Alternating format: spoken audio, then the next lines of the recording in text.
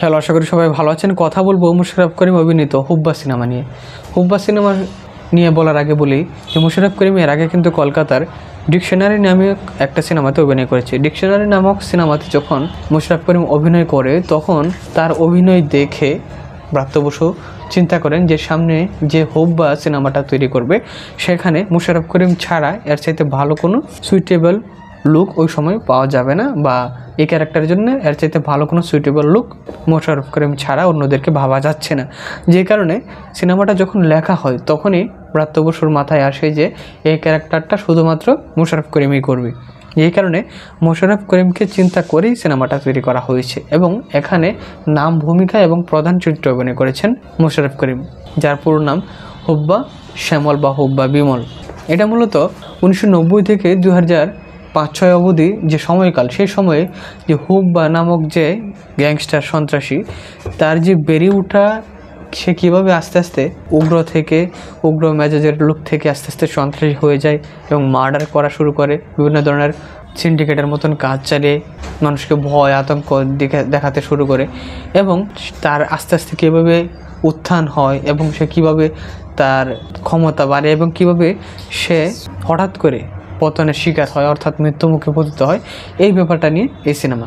আরেকটা ব্যাপার হচ্ছে সিনেমাটা কিন্তু হুগলির একটা সন্ত্রাসের চরিত্রকে কেন্দ্র করে তৈরি করা, কিন্তু বাস্তবের যে হুব্বা ছিল, মানে যে ক্যারেক্টার থেকে হুব্বা ক্যারেক্টারটা তৈরি করা হয়েছে, সেই ক্যারেক্টারটা কিন্তু তার বিরোধী পক্ষের যে গ্যাং তাদের হাতে মারা পড়েছিল। কিন্তু এই সিনেমাতে হুব্বা অর্থাৎ মুশাররফ করিম তার নিজের দলের লোকজনেরই বিশ্বাসঘাতকতার পরিণতিতে মারা যায়। এই হচ্ছে সিনেমার প্লট এবং এই ঘটনাগুলা, এবং এটা কিভাবে ঘটে সেটাকে পরিচালক খুব সুন্দর করে দেখিয়েছেন। এখানে পুরোটা সিনেমাতেই মূলত মুশাররফ করিমকে ঘিরে এবং তার সাথে সাথে তার পরবর্তীতে প্রভাবশালী ক্যারেক্টার হিসেবে আমরা পাই দেবকর মৈত্র চরিত্রে আরেকজন পুলিশ অফিসারকে, এবং তার পরবর্তীতে যেসব ক্যারেক্টার রয়েছে সেগুলোর প্রভাব সিনেমাতে খুব কমই।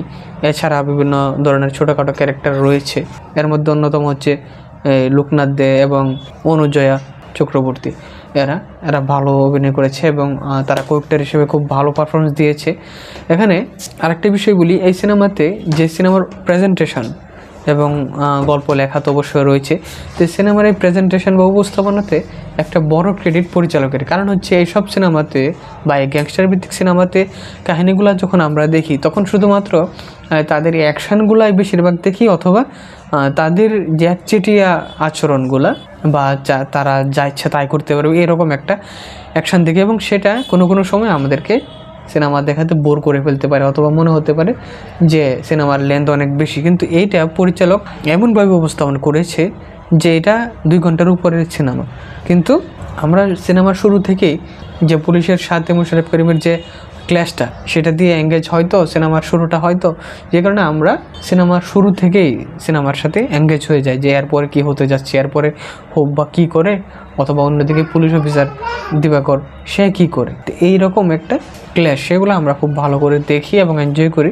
আর মুশাররফ করিমের ক্যারেক্টারটা সেটা কিন্তু জাস্ট গ্যাংস্টার না, তার ক্যারেক্টার আচরণ সেগুলো কিন্তু কিছুটা কমেডি টাইপ, যে কারণে সে সিরিয়াস কথা বললেও কিছু ক্যারেক্টারে সেগুলো আমাদেরকে কি হিউমার রস দেয়। আর এর সাথে ব্যাকগ্রাউন্ড মিউজিকও ভালো। আর আরেকটা ব্যাপার হচ্ছে সিনেমাতে মাত্র 2-3টা গান রয়েছে, সেই গানগুলো কিন্তু সিনেমার প্লট অনুযায়ী খুব ভালো। যেমন হুব্বা, সেই গানটা তো অবশ্যই সিনেমার টাইটেল সং। আরেকটা যে সব দুষ্ট লোক, সেটাও কি ভালো। এখানে মুশাররফ করিমের যে হুব্বা ক্যারেক্টার, এর আগে তার আরও 2টা ক্যারেক্টার দেখা যায়। একটা ছোটোকালে একদম যখন সে শৈশবে ছিল, আরেকটা হচ্ছে যখন সে মোটামুটি উঠতি যুবক। এই 2 ক্যারেক্টার যারা প্লে করেছে, বিশেষত মুশাররফ করিমের যে ইয়াং ক্যারেক্টারটা যে প্লে করেছে সেও খুব ভালো অভিনয় করেছে, বলা যায় যে সেও দুর্দান্ত হুব্বার চরিত্রটা প্লে করেছে। আর সাথে সাথে মুশাররফ করিম তো রয়েছেই, সে তো পাঠিয়ে দিয়েছে। তো বলা যায় যে সিনেমার যে ক্রেডিটগুলা সেগুলা একসাথে ব্রাত্য বসুর এবং ব্রাত্য বসুর সাথে সাথে মুশাররফ করিমের।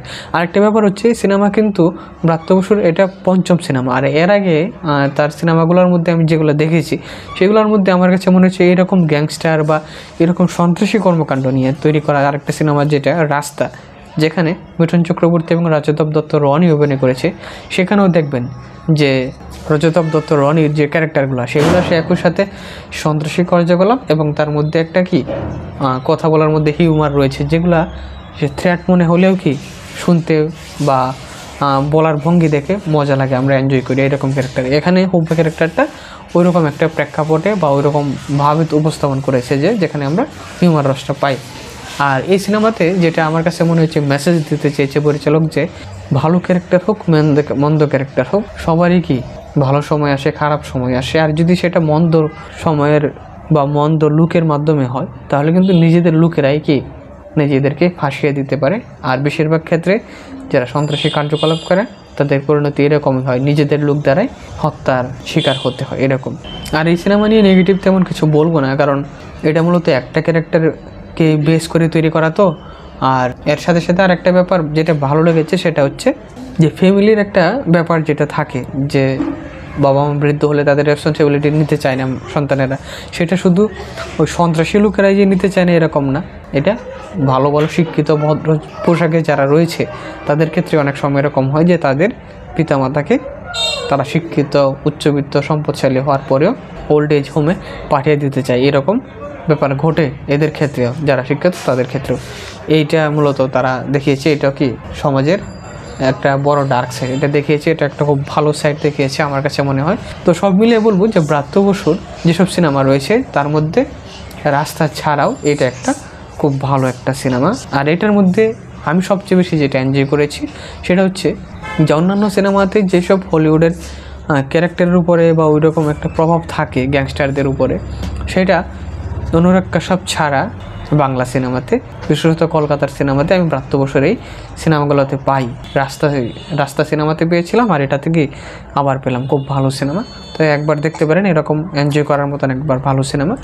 এই ছিল আমার কথা। আর যারা ইতিমধ্যে সিনেমাটা দেখে ফেলেছেন তাদের কেমন লাগলো সেটা কমেন্টে জানাতে পারেন, যদি আমার সাথে অ্যাগ্রি বা ডিসএগ্রি করেন। আর সিনেমা নিয়ে নতুন নতুন তথ্য পেতে, আপডেট পেতে এবং রিভিউ পেতে আমাদের সাথেই থাকুন। আজকে তাহলে পর্যন্তই, সবাইকে ধন্যবাদ।